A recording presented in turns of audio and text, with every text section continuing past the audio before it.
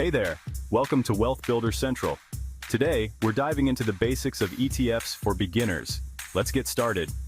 An ETF, or Exchange Traded Fund, is a type of investment fund that holds a collection of assets like stocks, bonds, or commodities. ETFs trade on stock exchanges just like individual stocks. There are several types of ETFs. Equity ETFs invest in stocks. Bond ETFs invest in bonds. Commodity ETFs invest in commodities like gold or oil.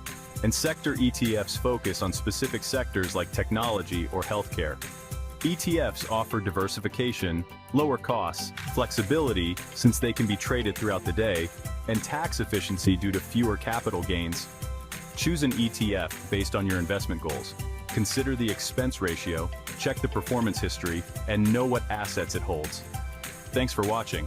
If you found this helpful, like, subscribe, and hit the notification bell for more tips from Wealth Builders Central.